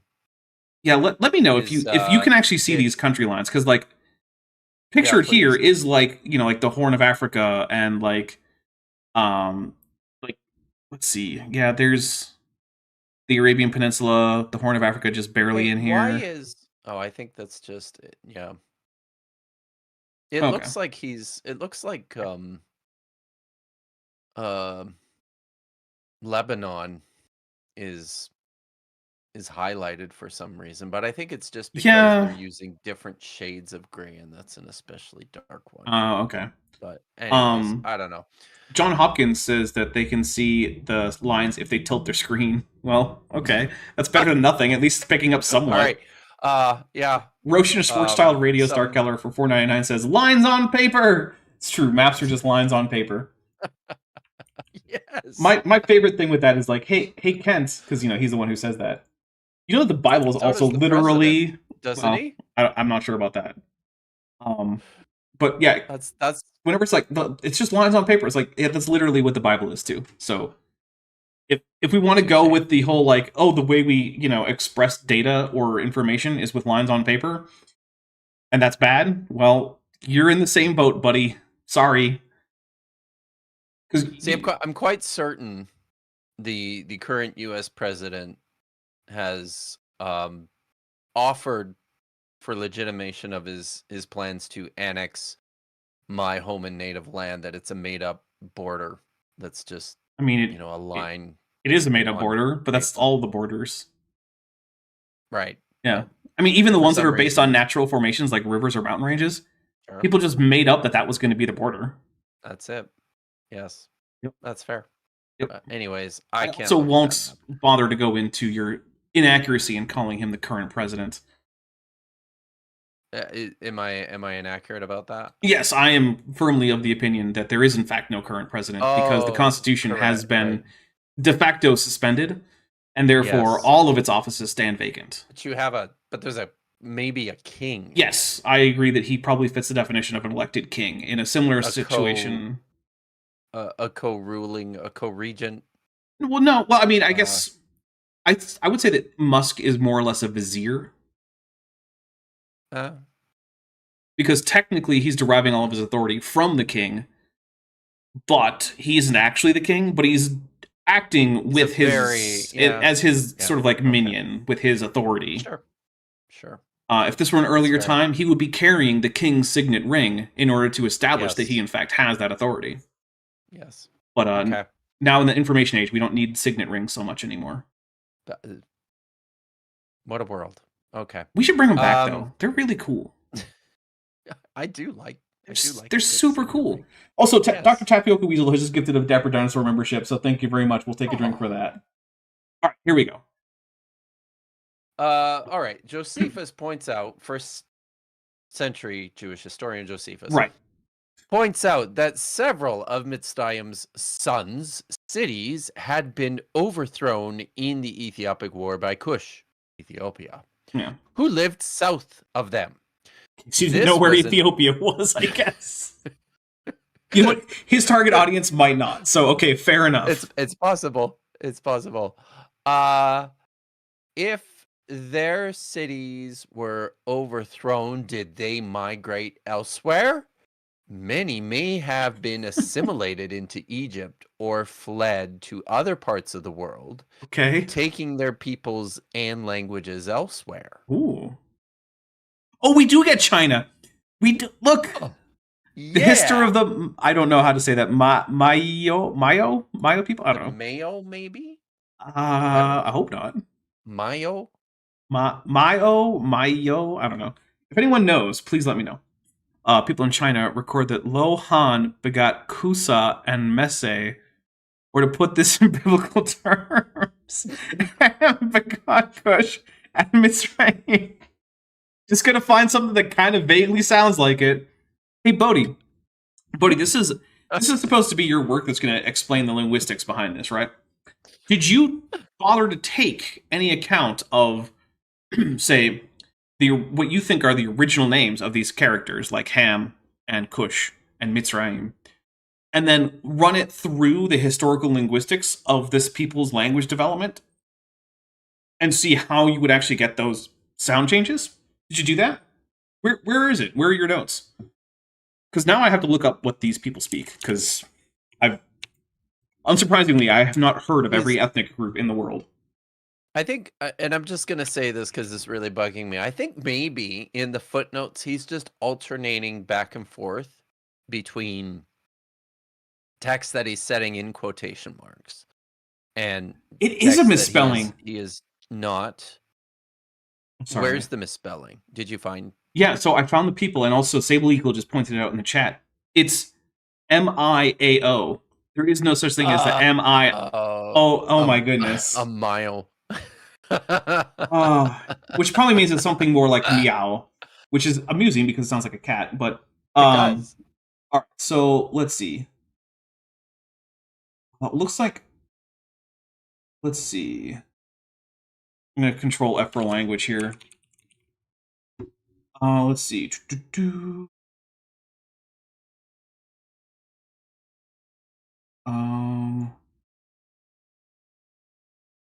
Okay, so they're basically related. The languages they speak are related to Hmong, which is a widespread group of. In case you guys don't know who the Hmong are, it's a large group of very closely related like ethnic groups that live in like China, parts of Thailand, Laos, Vietnam, and there's actually pretty significant populations of Hmong peoples from especially Vietnam in the United States, because a lot of them fled to the United States during the Vietnam War. And yeah, okay, so Bodhi, here's what you got to do, right? You gotta go dig into Hmong linguistics. Let me know how we get these words in Yes. Hmong. Yes, that's how it would be done. Oh, and Bodhi, that word starts with an H in case you didn't know, because you probably didn't. Goodness. All right, we got a His 4-9. source for this. Oh, it's 12. His source for this is Edgar A. Truax. Genesis, according to the Meow. So he got the spelling right here, but no one checked it above. Right Jeez, Bodhi, come on. Institute for Creative Research. I'm taking a drink. I can't with the. We can't even get the spelling consistent. Deconstructing Laura for 42. It's because listen, it's because he cut and pasted the reference in the footnote, right? Like that's why. Oh yeah. I mean, very obviously. Well, I can't say very obviously, but that's what I think. Come on. Deconstructing Laura 42 for 499 says, was Josephus the first century historian? I had no idea. I'm so glad Bodhi told us in this book. Yeah, it turns out he was, in fact, a first century Jewish historian, in case you weren't aware. Timo Lynch for €5 says, I had a look if there's any official information about Beckley, but it looks as if the Austrian police isn't releasing anything in German either. If you go to my community tab, I believe my most recent community post was, in fact, the Austrian news article that I am relying on for this. Because there were 2 news articles that I'm aware of. The first one simply reported that there was a major crash that resulted in 2 fatalities on January 6th in whatever part of Austria, which also corresponds to the time frame given by the Discovery Institute for the death of both the time and the manner of the death of Gunter Beckley. And then there is a second article which I have linked in that community post, which is a follow-up to that original article that goes into the fact that before he left his house, he was talking about how horrible everything was to his wife, and she called the police indicating that she thought that he might have suicidal intent. And then he drove directly into oncoming traffic, and if you look at the debris from the cars, there was no braking or pulling back. The cars were almost vaporized. You can see some of the debris. Some of the debris is like shards of tiny little bits of like plastic and metal that are a few centimeters long. The engine blocks were both ripped from both cars in 2 pieces. This was not a low speed collision, and yeah, the police seemed to think that there was a very good chance that it was suicidal intent. He drove into oncoming traffic, which means he decided to take someone else out with him. Which, nope, not okay. And look, I am not saying that you're wrong if you're struggling with, ideations or attempts. Try not to get demonetized. That doesn't make you a bad person. That doesn't mean that your suffering isn't real. And there are places to go to get help. Hate mods, put in some crisis hotline numbers in the chat for various countries if you could. However, if your decision is to take someone else out, especially some innocent person who you don't even know, that is wrong, and that's not okay. And that has crossed the line. If Beckley had not chosen to take someone else out with him, my attitude towards this whole thing would be entirely different. Yep. That would be a tragedy, and I would have nothing bad to say about that whole situation. That's not what happened. And yes, the source is there. Quite frankly, because I got tired of people asking me about the source and me having to go try to find an Austrian news site. Because I don't know if you know this, but I don't read German. Yeah. Well, okay. I read German worse than Charles Darwin did, which is to say, not zero, but not very well either. Borg Emporia is tuning in from DebateCon 5. Oh, how is that going? Yeah, I did know that was going to overlap with my stream. I believe, I think Craig is debating what's better for society, secular humanist ethics or Christian ethics. I And, believe so. yeah, he actually sent me his I his saw it. slides. I saw it. I saw it on a few minutes before we He had me started. proofread his slides last night. Oh dear. Yeah, I did find a typo, which I presume that's he's good. fixed. So yeah, That's he good. forgot the word "not" somewhere, and I was like, "Hey, you should Okay. put a "not" in there because that completely changes the meaning of this phrase if you don't." All right, so let's. Interestingly, in the region between right. India and China, there still remains an area called Mizoram with Mizo people. Okay. In recent times, it has become a state in India in 1987. Okay, so let's find out about this, right? Because Mizoram. this could be interesting. Mizoram is indeed a state of India. So let's take a look. Let's see. Mizoram is a landlocked state in northeastern India. Let's see. It's got a capital, which, yeah, of course it does. Mhm. Oh, it's on that weird spur of India that comes out to the east, right? Oh yeah. Yeah, Okay. the part that Sure. I often Yes, forget I even see it. exists. Right. Because I'm sorry to any of my Indian viewers, including Manya, I don't have a great internal map of India, so you know. Let's see. I'm just jumping So, to. Is there a history? well, what I want to know is, so Mizo is a Tibeto-Burman language, which is part of the Sino-Tibetan language family. I don't think is that true for Hmong, because I don't actually remember. There's a on the Wikipedia entry. There's Nope. a paragraph about etymology. So one thing is, hey, we've got two different language families that are not by linguists known to be connected, Bodhi. Which means if you want to Correct. make this connection, you need to do the work to connect Hmong Mien language. Well, yeah, the Hmong Mien language family with the Sino-Tibetan language family, because while they're geographically similar, I'll grant you that. As far as linguists know, they're not directly connected as part of a single language family. Lieutenant Matt the Navigator says, "Not is a rather important word. Thou shalt commit adultery." Ah, yes, the Sinner's Bible, and that was for $4.99. Thank you very much. One of the best Bible editions out there, of course, is the one that says, "Thou shalt commit adultery." Which also don't do that. Like that's a No. don't do that. It's shitty. Yeah. When that happens. Which I would say, like, hey, if you and your spouse have an open thing, I mean that's your thing, right? That's not that's you both agreed to something. But if one of you didn't agree to it being open, and then the other one is just like, I feel like opening this relationship up. No, that's not okay. Don't do it. It's not okay. Because, It's really not. yeah. I've actually heard people be confused about the idea of cheating in like a polyamorous relationship. And it's like, did the people agree to this in the poly group? No, then that's what cheating is. I don't see why this is complicated. The people involved didn't agree to this, and then you did it anyway. That's what makes it cheating. It's not that complicated, guys. There's this thing called consent.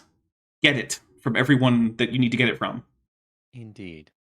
So, all right. Yeah, what is the etymology of the Mizoram name? Yeah, let me pull that back up here. If it's like the random name, Christians coming in and opposing the name, that would probably be the funniest part. but sadly, it's not. Oh, well. It's derived from two Mizo words, Mizo and Ram. Mizo refers to the native inhabitants of the region, with mi cognate to the Chinese pinyin min, meaning human. Oh, hey, civilian. we just call back to the whole. You remember how the demonym of most people that they apply to themselves just means human or people or something? Yeah. Yep. So, meaning human, civilian, and zo holding varied interpretations. Some suggest zo signifies highland or remote, drawing parallels to Willem van Schendel's concept of zomia. Others associate it with the feeling of cool or crisp, evoking the climate of the high altitude region. The term mizo has evolved into a broad ethnic classification encompassing various subgroups and clans, including the area historically known as the Lushai Hills. Many speakers of Central Kuki-Chin languages have also adopted the Mizo identity.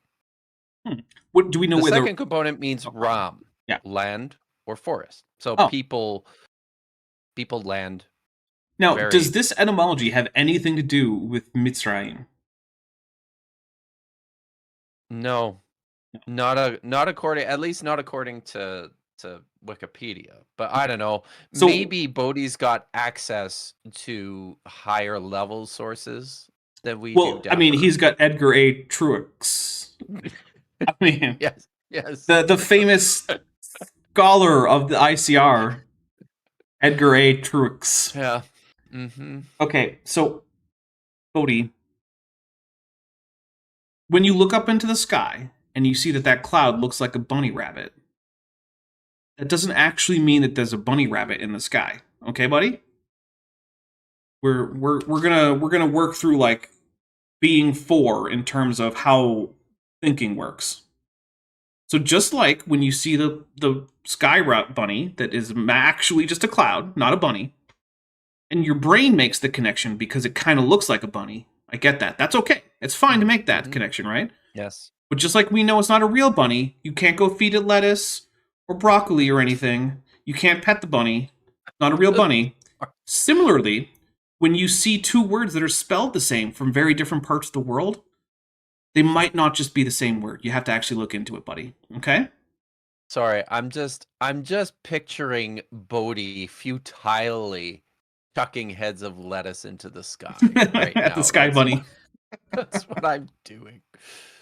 Like it really is like talking to a 4-year-old trying to figure out what Bodhi is going on about. It really is. Like, it's sure he has a bigger vocabulary than most 4-year-olds, but this is the thought process of a 4-year-old. Mm-hmm. Mm-hmm. Like, this is someone who has only recently been acquainted with things like object permanence and theory of mind. Like, what are we doing, Bodhi? Come on, man. But let's be fair here. And balanced. There's a common regression to 4-year-old thinking when guys go through their adolescence too and become, the dumbest creatures on the planet. Yeah, but Bodhi then didn't get out of that at any point. I possibly. I don't think we can rule that out. Bodhi, stop being a mental toddler.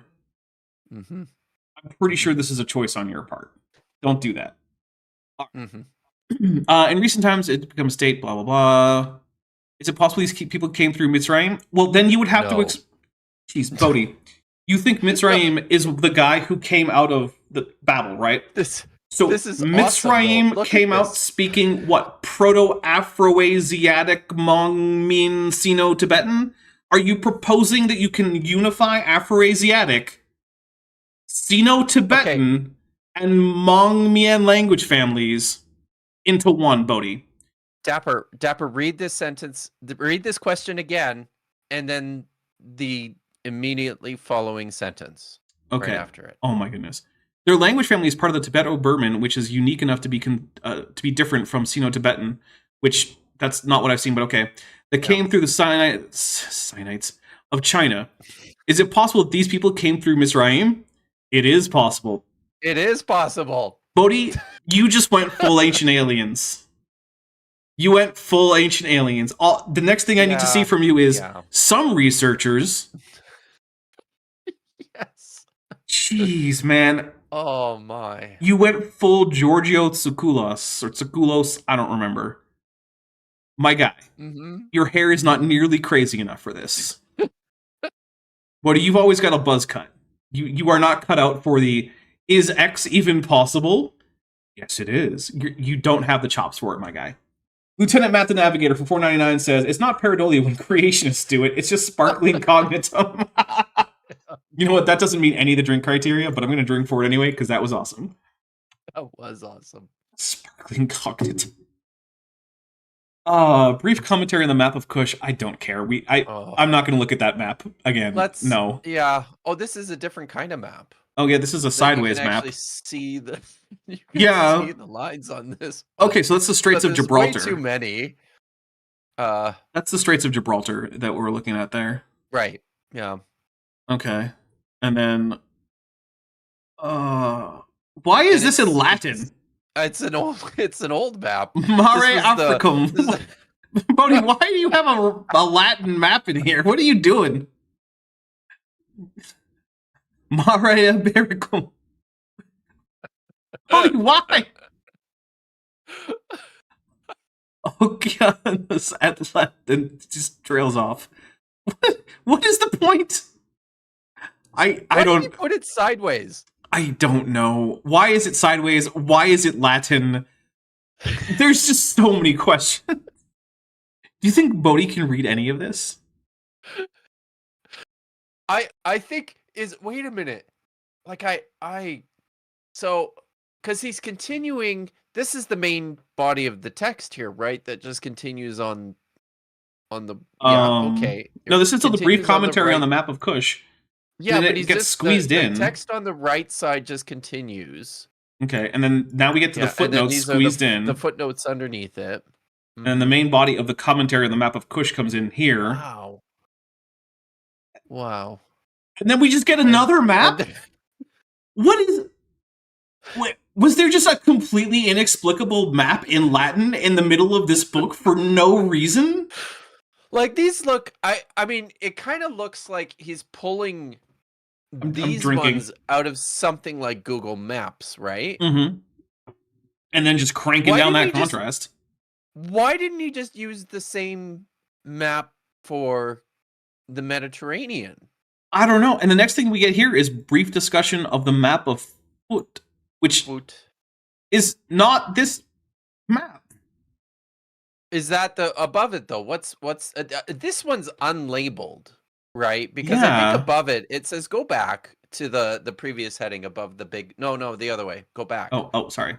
That way, because I think this is this supposed to be? Keep going, because I think he's got a heading up here. Keep going. Is this supposed to be the map of Kush? No, because that's this one.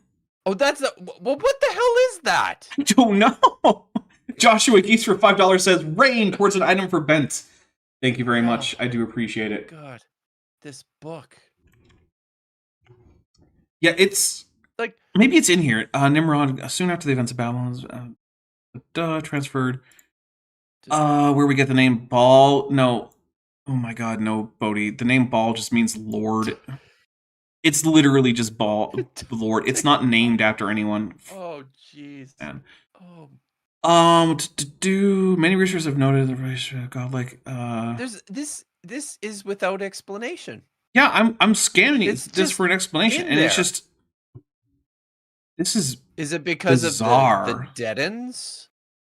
But I didn't put any fancy arrows in that one. Yeah, I have no idea what we're supposed to get from this random map of most of the Mediterranean labeled in Latin. This random ancient map of the Mediterranean.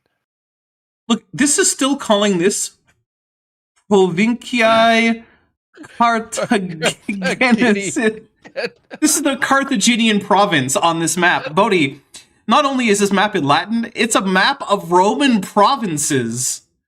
What is this doing here? Oh my.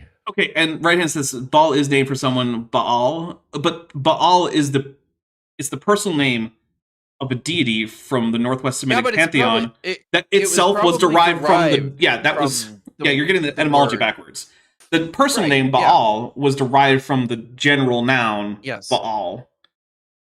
And then there was a little switcheroo there. It's kind of like how the word Elohim, which means God or gods, but is often used just of a single divine being. Yeah, it just became like the name. Yeah, the God of Israel. God in Hebrew, right? Yeah. So, okay, so apparently we just got a weirdly cut up map of the Roman Empire for some reason. And we move on to the map of Foot. Which I don't... I'm done with this. the map of Canaan. Sure. Yeah. I'm like, this is all We're gonna wrap up this chapter. Just It was a summary of Ham and the alleged meaningless. curse of Ham. Oh God. You know what? I do not have the bandwidth to deal with the curse of Ham and all the history that's in there. Just know that there's a long history of Christians using the curse of Ham as an excuse to be racist. And Get those- I'm pretty sure Bodhi is going to say that that's bad. Good on him. Yep. But holy crap, do I not have the bandwidth to go through the history of Christian racism as told by Bodhi Hodge. But let's point out here too. He's careful to make sure to point out the Jehovah's Witnesses. Well, yeah, and those their, guys being racist. I mean, he can point that Yeah. out. That's fine. right. Yeah, the fact that it was So- just basic Protestantism until fairly recently, we're not gonna. Don't worry about that. Don't worry Lieutenant about Matt. that. Well, okay, basic American Protestantism. Mm. I don't know that I can say that applies to German Lutherans or whatever. I don't know. Lieutenant Matt the Navigator for 199 says Kush is Majorca. Got it. Or Majorca. I feel like it might not be, but you know what? What do I know? Clearly not as much as Bodhi. I mean, Clearly not. Bodhi's a man who will just blazingly drop a map of Roman Western Mediterranean Provinces. Yes. provinces and just leave it there in Latin. Which, you know what? That's a bold move. You gotta respect it. It is. It really is. I wouldn't do that. I don't have the balls for that. In part because as a dinosaur, I keep my I gonads understand internally. now why this chapter is so long. Yeah, because it's just a bunch of maps and nonsense. This is I guarantee you that this is the thing Bodhi is most Of this. impressed Do you with. need to be introduced to the Himalayan mountain ranges? range. Did you know what that is? Did you know where it is? Did you know about Bhutan? Right. Why is that here? Oh, because he's saying that that's where some group of people ended up. Okay. But I just love that we Um, need to be introduced to what the Himalayans are. Because Bodhi thinks mean- that his audience will be confused if he just talks about the Himalayan mountain range without explaining it with a map, pointing out various countries that might be part of the Himalayan range. Here's India, Nepal, Bhutan, Pakistan. Bangladesh doesn't get a label. Sorry, Bangladeshis.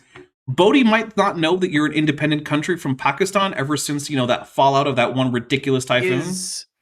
Is the creationist pedagogical model summary statement just don't take anything for granted? Is that it? I don't know if that's how I would characterize it. It seems to be use big words, assume your audience has the brain of a toddler, and then, but not a toddler in the sense of they can absorb lots of information, just a toddler in terms of how much information they already know, and then just assume they're stuck there, right? And then also you don't ever dig into the details ever, because holy crap, you can't withstand that at all. No. So Another map. another map. It's just so here's the Another thing. map. Here's why I don't really care about any of these, right? Because we already saw with the previous maps and lists that Bodhi isn't going to do the work to actually back up any of these claims. He is just going to go through, use a bunch of pareidolia, and then But say, maybe- "See, Hold on. Scroll back up because maybe we need to read the first two sentences of this Abraham map. here. well, if we do, we might have to do it next time because guess Oh, what? okay. We are can do out of that. time? We'll do that, but we are out of time. So, Kip, Yeah. you got 30 seconds. Tell me what you got coming up here. Oh God. Nothing on. Well, the that was books. easy. That was easy. Oh, I will say one thing. It's still a little ways away, so never mind. Okay. So, over on this channel, we've got coming up on Tuesday at 6 p.m. East. Goodness, 6 p.m. Pacific. There we go. 9 p.m. Eastern. We've got Matt with Maddie. Maddie also has a new channel, so I'm sure we'll be telling you more about that there. Then on, let's see, Thursday, I have a discussion that I actually had with a creationist who goes on and debates flat earthers, and I had that discussion on Craig McNeil's channel. He has rebranded a bit, so I'm going to start trying to call it Craig McNeil. So that's over there. I think it was actually a pretty nice discussion. Basically, I had previously, as has been mirrored on the channel already, gone on Craig's channel to talk about the similarities between young Earth creationism and flat Earth, of which there are many. And this guy, Peter Markley, being a person who tries to debunk the flat Earth while being a young Earth creationist, objected to my characterization. So he came on. We had a discussion about both young Earth creationism and whether or not it acts a lot like flat Earth. And he started to recognize in a few places that maybe he is in fact speaking like a flat Earther when he's defending this thing, which was interesting. So I think it was a fun discussion. So check that out. That'll be at 11 a.m. Pacific, 2 p.m. Eastern. Then on Friday, we've got the penultimate episode of Star Trek Lexington. We got 2 more episodes, so if you haven't caught up on that, go for it. It's a lot of fun. You will recognize a lot of the people who are playing, either from chat or from other YouTube channels. That's over on Top Hats Off. That will be at 5 p.m. Pacific, 8 p.m. Eastern. Then on Saturday, the plan is to start with a brief discussion of the map of Abraham's descendants, because Kip wants to. And I think Vishanti will be back, but I won't make promises. We'll see how far we get with this. Maybe I will abandon ship very quickly. By the way, just because I don't have anything on the schedule doesn't mean that people can stop paying attention to me. Yeah. If you stop, I'm liable to shrivel up and die. Yeah. Well, you're kind of like the shades of the dead in Sheol. Like, as long as people remember you, you continue to exist. But once no one speaks your name or remembers you, you just kind of fade out of existence. Yeah, that's it. Out of existence. It's true. Yeah.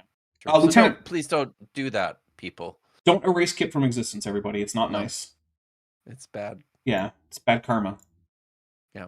Lieutenant Math Navigator for 199 says, big word, therefore God. Yeah, basically. Yeah. All right, guys. So here's no, I was gonna say, by the way, I think we should be pretty impressed with ourselves for pulling this off without Vishanti, because I have my doubts. But here we are. I believed in us, but I do think Vishanti is an irreplaceable part of the show. Yes. Which doesn't mean that I didn't invite someone else in case they wanted to come on who wasn't able to.